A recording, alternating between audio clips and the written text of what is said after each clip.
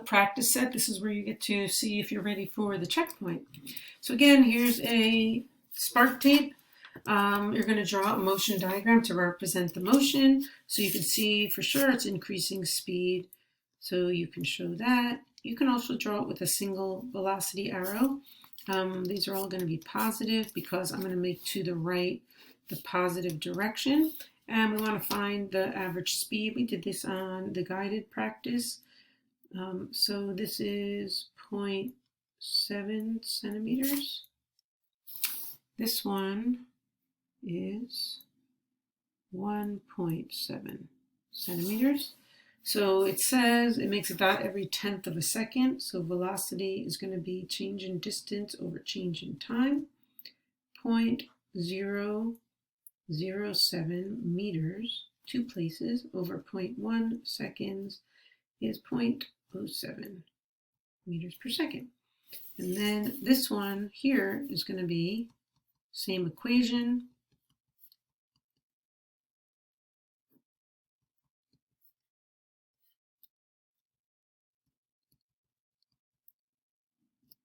Okay, so that's how you solve it.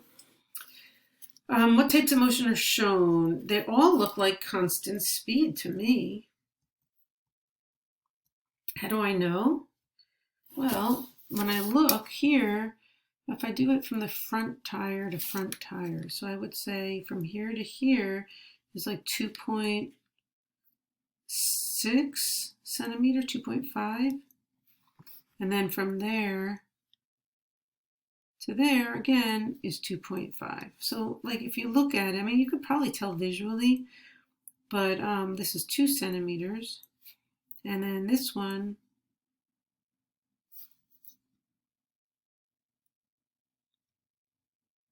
maybe not. This one, did I do that? Right, that's 2.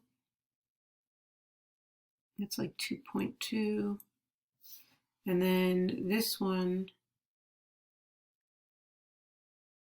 is 1.8. And this is 1.8.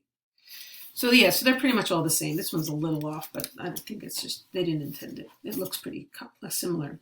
Where's it driving the fastest and the slowest? So if they're in the same time interval from one picture to the other, then you look at this, and since the time is the same in all, then you're looking for the bigger distance yields the biggest velocity. So that would be that A is the biggest. And C would be the slowest.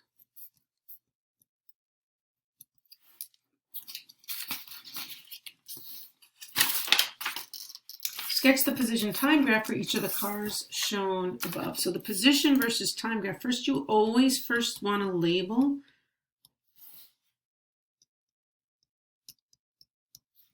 So let's do it. We can actually put some numbers on here since I measured it already.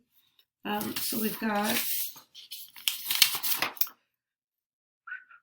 2.5 is the biggest distance. So that means that's 5. We need up to 5. 1, 2, 3, 4, 5, 6, 7, 8, 9, 10. Perfect. So we can do like that. Let's do it in centimeters or scale. And then the seconds could be, doesn't really matter. So we can say T1 is the first picture. Here's T original and here's T2. We only have 3 pictures. So then the first one is going to start at 0 position at 0 time, and then is at 2.5, and at T2 it's at 5. So here's the first one. This is A. I'll highlight it yellow. And then the second one we said was 2 centimeters. So T1 is here and T2 is at 4. This is car B.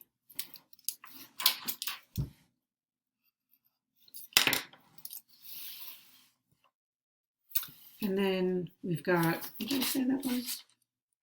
1.8.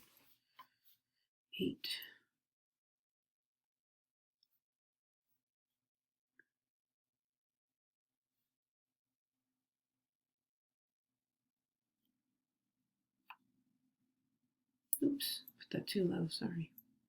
Okay, and here's the last one. That's great. All right, so we've made our graph. Don't forget, to label everything and put a title. Cars moving at constant speed. Try to be descriptive in your titling. Okay, if your teacher gave you a graph like the one to the right, could it have been made by the same set of cars? So let's take a look.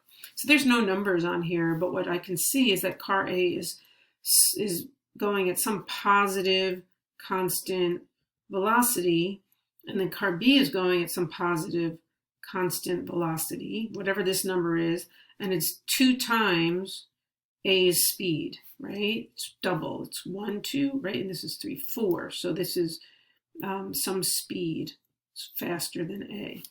This is now going to be half of what A is, but it's negative. It's below the axis. It's also constant, which makes sense because they're all constant. But we don't have any that are moving in the negative direction. So this, first of all, I can answer no right away. So no cars move in the negative direction or left. So car C, oh, this got shifted. Car C cannot be right, be correct. The other thing is that car A is the one that moves the fastest. So car A is faster than car B and not double, right? It's only, if the one is 2.5 centimeters, other's about 2, that's not double. So these are 2 facts why you could do either or both. Would still give you no as an answer. And here's the last one, just drawing our labeled diagram, which we've been checking. Driver starting at rest, pulling out of a parking spot on the street for the next 30 seconds. The car has a consistent acceleration. All right, so here's our car. So it's got VXT, VXT. For the next 30 seconds, it's moving at 2.4 meters per second squared. Velocity is 0. Make our starting position 0. The ball rolls onto the playground at the park 50 meters down the road. So here's the ball, and this position, we'll call it X ball, equals 50 meters. If the driver's reaction time is 0.23 seconds, how much distance will the car move by the time the driver gets her foot to the brake pedal? So now we're going to move at whatever constant speed this is while they're moving another 0.23 seconds. So this is going to be 30.23 seconds is your time. The elapsed time is 0.23 between those. The acceleration is 0, right? Because this is what's going to happen as you're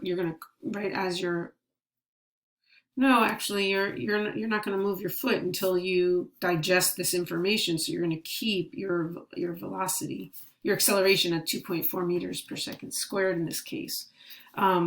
So that's the problem.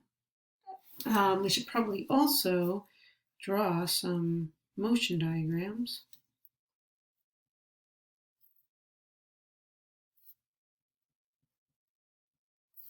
Oops.